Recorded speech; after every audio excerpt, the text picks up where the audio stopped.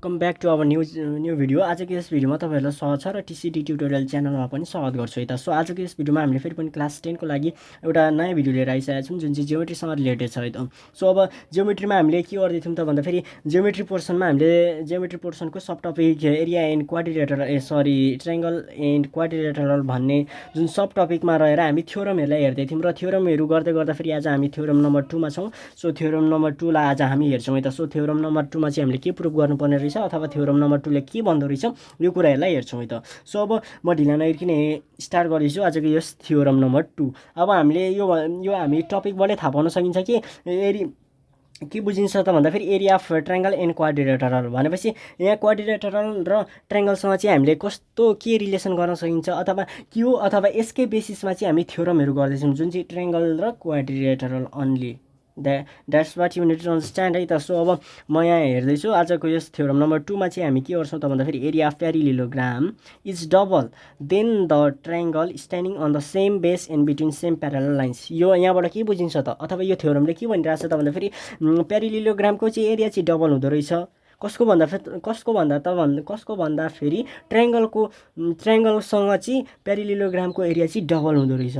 त्यो पनि कस्तो केसमा त भन्दा फेरि जहाँनेर चाहिँ प्यारालेलोग्राम र ट्रायंगल सेम बेसमा स्ट्यान्ड भएको हुनु पर्यो एन्ड बिट्विन सेम प्यारलल लाइन्समा स्ट्यान्ड भनौं न सेम बेस र and between same parallel lines बीच चाहिँ के हुनु पर्यो त यिनीहरु स्ट्यान्डिङ हुनु पर्यो है त। So that's what you need to understand. So let us draw a figure, right?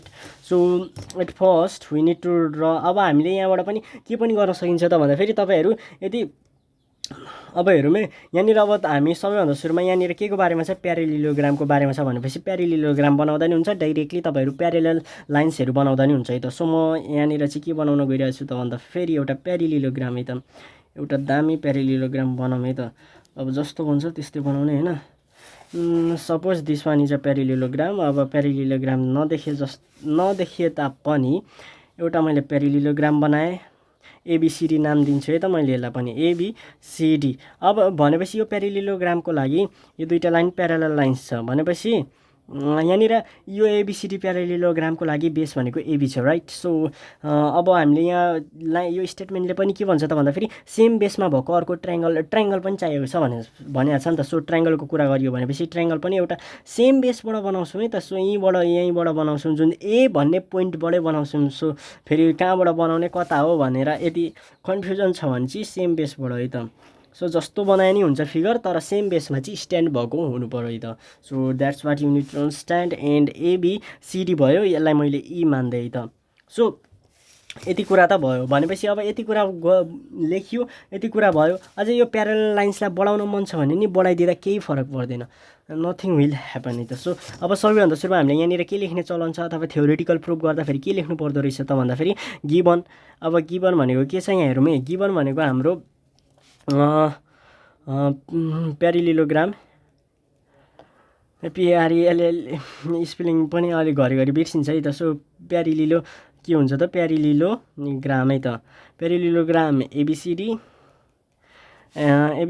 And triangle ABE are standing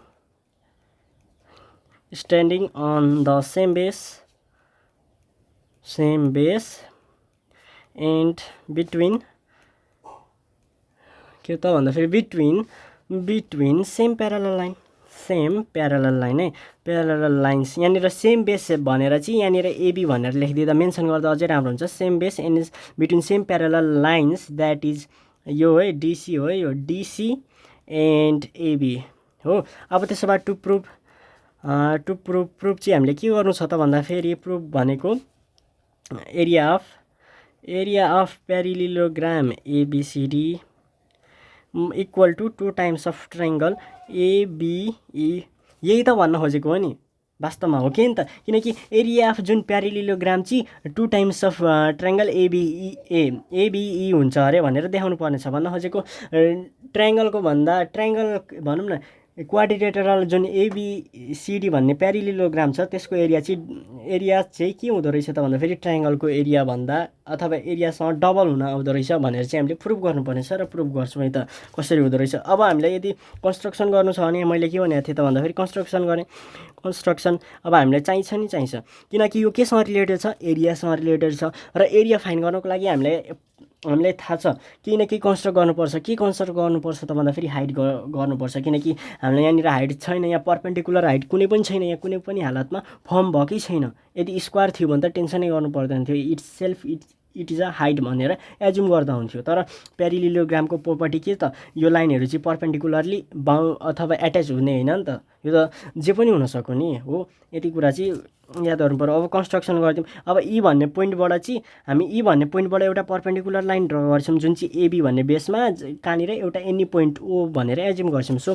construction भनेको draw perpendicular line from E to AB at O भन्ने पोइन्टमा भनेपछि अब हामीले यहाँनिर के गर्छौँ त भन्दाखेरि यसरी चाहिँ एउटा पर्पेन्डिकुलर लाइन खिच्छौँ है त। यसरी खिच्ने भयो, डाइरेक्ट लाइन यसरी ताने नि भयो। सो यो भन्ने ओ भन्ने पोइन्ट भयो। अब त्यसो भए अब हामी के गर्छौँ त, प्रुफ। सो प्रुफ गर्नुभन्दा अगाडि चाहिँ अब हामीले यहाँ एसएन स्टेटमेन्ट रिजन भनेर टेबल बनाउनुपर्छ। सो म त्यो टेबल चाहिँ म हतार यहाँ बनाइहाल्छु है त। यहाँ हेर्न सकिन्छ हामीले एउटा टेबल ड्र गरि नै सकेका छौँ र अब हामी यहाँ स्टेटमेन्ट रिजन्सहरू के गरेर चाहिँ कता कसो गरेर चाहिँ हामी प्रुफ गरिदिन्छौँ है त। सो अब यहाँ हेर्न सकिन्छ है त, सबैभन्दा सुरुमा चाहिँ म लेखिदिइहाल्छु एरिया अफ प्यारेललोग्राम। योभन्दा अगाडि पनि तपाईँहरूलाई थाहा छ। सो एरिया अफ प्यारेललोग्राम एबिसिडी बराबर चाहिँ के हुन्छ, बेस भनेको त एबी छ, हाइट भनेको इओ छ भनेपछि base into height, base is AB right, and height perpendicular height is EO. That is same reason यहाँ लेख्ने। सेम रिजन के लेख्ने त भन्दाखेरि बिकज अथवा सिन्स एरिया अफ प्यारेललोग्राम बराबर चाहिँ के हुन्छ, बेस इन्टु हाइट भनेर लेख्ने है। सो यहाँ हेर्न सकिन्छ मैले area of parallelogram is base into height भनेर चाहिँ मेन्सन गरिदिइसकेको छु, किनकि एरिया अफ प्यारेललोग्राम भनेको बेस इन्टु हाइट हो। सो अब सेकेन्ड स्टेपमा जान्छौँ, जुन चाहिँ अर्को स्टेटमेन्टमा के छ त भन्दाखेरि अब एउटाको गरियो, अब अर्कोको पनि त, किनकि हामी केसँग रिलेटेड कुरा गर्दैछौँ भन्दाखेरि एरियासँग भनेपछि अर्को फिगरको पनि एरियाकै कुरा मेन्सन गरिदिने। अब यहाँनिर हेरौँ, हामीसँग एउटा ट्रायङ्गल छ, एरिया अफ ट्रायङ्गल एबिई भन्ने एउटा ट्रायङ्गल छ नि त, एबिई भन्ने एउटा ट्रायङ्गल छ र यसको लागि पनि एरिया निकाल्ने फर्मुला, ट्रायङ्गलको त एरिया निकाल्ने फर्मुला थाहा छ नि, 1/2 base into height, 1/2 base into height होइन। सो हाफ अथवा हाफ भन्दा नि भयो, हाफ बेस भनेको के हो, एबी इन्टु हाइट भनेको ई हो। अब यहाँ हेरौँ है, यहाँनिर चाहिँ के लेख्ने त भन्दाखेरि area of triangle is half base into height है, बी भनेको बेस, एच भनेको हाइट। अब नम्बर 3 स्टेटमेन्टमा के लेखिदिन्छु त भन्दाखेरि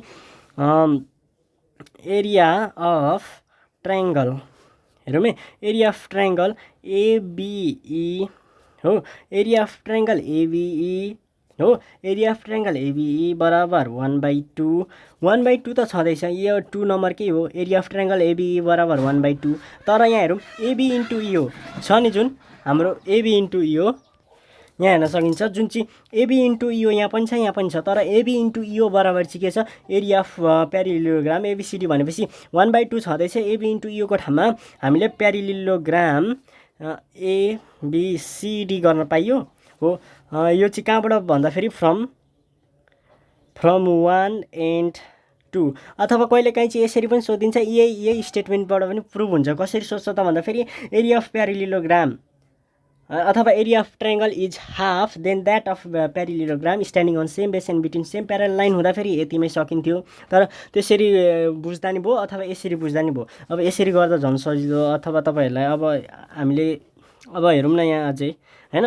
अब यहाँ हेरौँ नम्बर 4 मा 2 टाइम्स, अब एरिया अफ लेखिराख्नु पर्दैन, 2 टाइम्स अफ ट्रायङ्गल एबिई बराबर चाहिँ प्यारेललोग्राम एबिसिडी। कसरी भन्दाखेरि फ्रम 3। अब फ्रम 3 अब कसरी त भन्दाखेरि एरिया अफ हेरौँ है 1/2 छ, यो 2 यता जाँदा त मल्टिप्लाई हुन्छ भनेपछि यो 2 टाइम्स अफ ट्रायङ्गल एबिई बराबर चाहिँ यो के आयो त भन्दाखेरि प्यारेललोग्राम एबिसिडी। यो चाहिँ जस्ट क्रस मल्टिप्लाई भएको, फ्रम 3 लेख्नुकै मतलब के हो त भन्दाखेरि 3 बाट चाहिँ हामीले यसलाई अझै सिम्प्लिफाई गर्दाखेरि चाहिँ यस्तो आयो भन्न खोजेको। अब यताउता धर्का सर्का दिने अनि के लेखिदिने, क्युइडी। ठिक छ।